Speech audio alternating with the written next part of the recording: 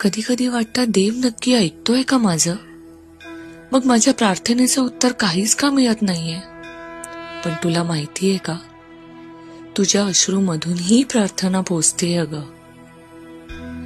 म्हणून उदास नको होस. देव ऐकतोय, तो शांत आहे, पण दुर्लक्ष करत नाहीये ग. तो फक्त तुला सावरण्यासाठी वेळ घेतोय.